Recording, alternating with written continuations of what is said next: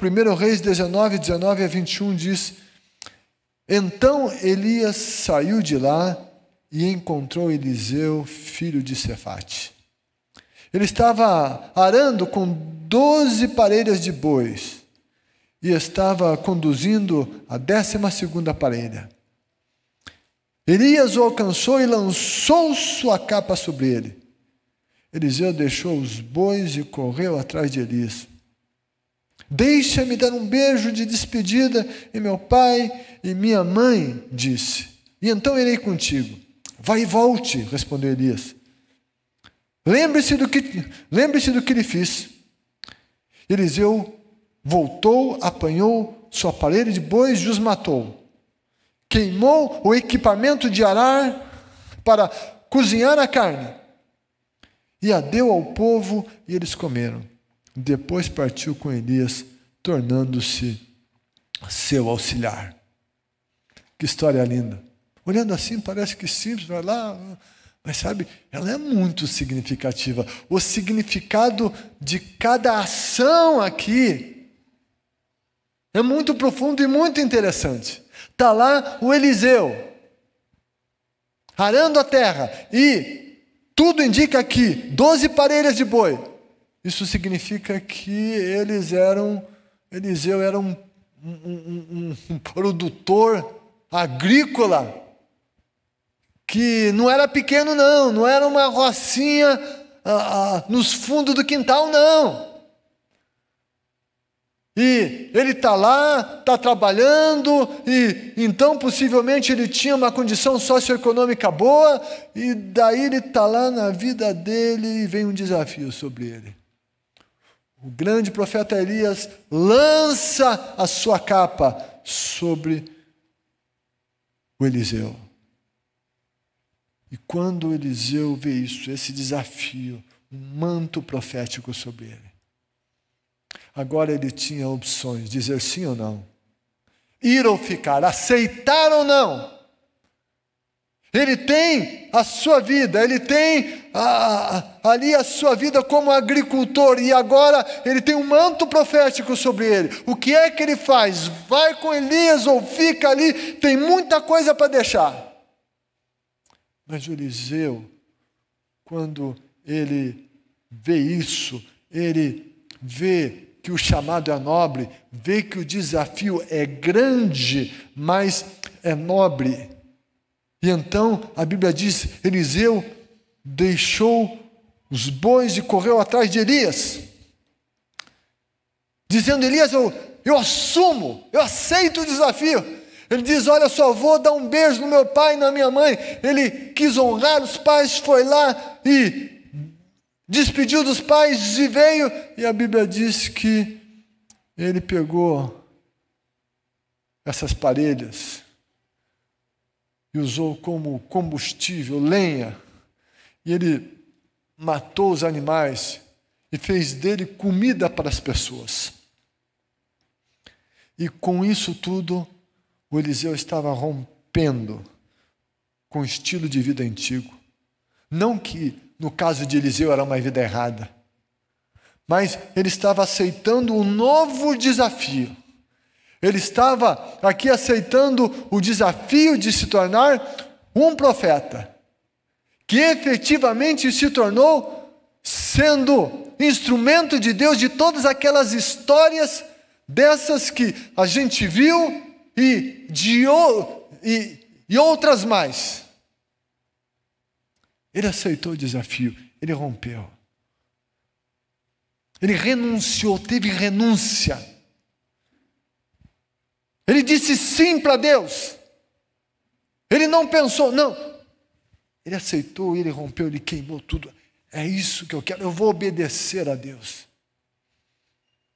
E então, ele se dispôs a ser esse portador da palavra de Deus. Deixa eu dizer uma coisa para você. Deus deseja nos usar também para sermos portadores de sua palavra de vida. O Eliseu veio com palavras e trouxe vida. Palavra e vida são marcas do ministério de Eliseu. Eliseu, a palavra de Deus na boca dele fez com que vida fosse gerada no ventre da sunamita. A palavra da boca de Eliseu fez com que a vida vencesse a morte que estava no corpo daquele menino. Ele foi esse instrumento porque ele se dispôs a ser esse instrumento que leva palavra de vida. Ele aceitou esse desafio. Eu e você devemos ser os profetas e somos chamados a ser esses profetas dos dias atuais. Eu e você somos chamados a sermos essas pessoas que trazem vida aonde há morte. Somos chamados a gerar vida aonde não existe vida.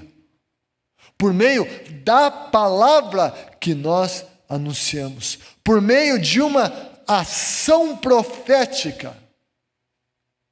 Quando a gente lê essas histórias e a gente vê, pois o Elias lá, o Eliseu, aqueles caras poderosos lá, mas eu aqui, sabe, Deus chama a mim e a você. Eu e você vivemos os últimos dias. Eu e você vivemos os últimos dias. E sabe o que a Bíblia diz sobre os últimos dias?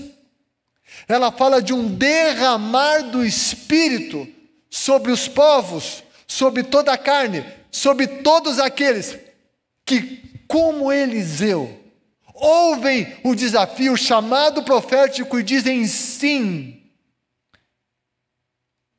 E que rompem com um estilo de vida do passado, rompem com o passado e aceitam viver essa nova vida. Que assumem o manto que é lançado. E a Bíblia diz, nos últimos dias eu derramarei do meu espírito, diz o Senhor, sobre toda a carne. E daí a Bíblia começa a falar. E diz, os filhos e as filhas profetizarão. É interessante que essa profecia de Deus sobre os últimos dias, ela é ampla. Os filhos e as filhas profetizarão. Os jovens terão sonhos. Os velhos sonharão. E até sobre os meus servos e as minhas servas, ou seja, até sobre os servos e as servas, e na época eram escravos, aqueles que não tinham voz, aqueles que não eram ouvidos na sociedade, por não serem consideradas pessoas relevantes, pessoas que só ouviam e obedeciam e não eram ouvidas, mas Deus diz, eu vou derramar sobre os servos e sobre as servas do meu espírito, e eles profetizarão. Quando nós olhamos para essa promessa da Bíblia, nós vemos que nos últimos dias, Deus quer levantar todo o povo de Deus como seus profetas, aqueles que vêm ao mundo e lançam palavras que geram vida, palavras que vencem a morte e que trazem vida onde há morte. Não é só para alguns, não é só para alguns escolhidos, só para Elias e depois um Eliseu, não. A Bíblia diz sobre todos, como isso acontece, como isso é possível hoje. Tudo isso é possível em Jesus. Jesus disse, aquele que for fiel até o fim será salvo. Aquele que for fiel até o fim vai receber a coroa da vida. Aquele que for fiel vai ouvir de Jesus, servo bom e fiel, entra no gozo do teu Senhor. Isso é a frase que eu mais quero ouvir na minha vida, em nome de Jesus eu vou ouvi-la. Já ouvi muita coisa boa, vou ouvir muita coisa boa, mas a coisa que eu mais quero ouvir é isso, de Jesus, né, Denise? Né, Vicente? Servo bom e fiel. Entra.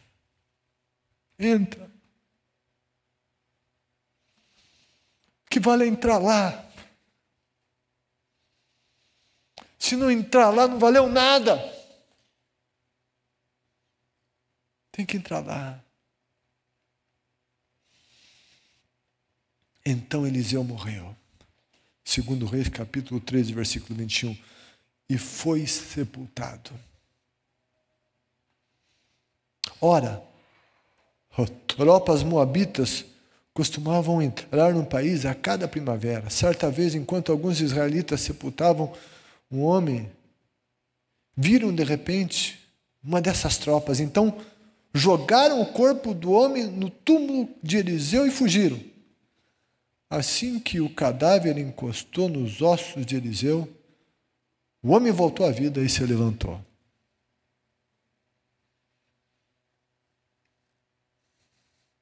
O cara tinha morrido, mas ainda trazia vida.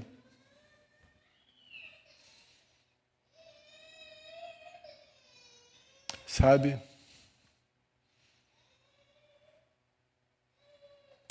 Isso aqui não está na Bíblia de graça. Está aqui por alguma razão. Está aqui para desafiar mim e a você. Que eu e você vivamos uma vida tal que mesmo depois que morrermos, a vida que vivemos venha trazer vida para outras pessoas. Que a nossa história, que o nosso testemunho traga vida. Que a minha história, que o meu testemunho, sabe, se Jesus não vier antes e eu morrer, que a minha história continue inspirando e trazendo vida para os meus filhos. Inspirando e trazendo vida para os meus netos ou bisnetos. Deus me chamou e me deu vida para que eu traga vida, mesmo depois que eu estiver morto e na glória. O cajado de Eliseu não resolveu nada no menino. Muito impessoal. Tinha que ser presencial.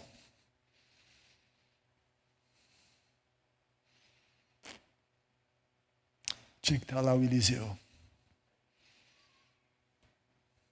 Quando foram enterrar o cara, veio os moabitas, jogaram o cara. O morto tocou no osso do Eliseu e ressuscitou. Ah, não está aqui por acaso. Está aqui para nos inspirar a lições. E é isso que essa história me diz quando eu leio. Não é um osso, não é a história de um osso, é a história de uma vida. É a história de uma vida que traz vida. De uma vida que leva a vida. É a história de um chamado que foi obedecido. É a história de alguém que se consagra. É a história de alguém que se coloca diante do Todo-Poderoso. De alguém que tem a palavra de Deus na boca.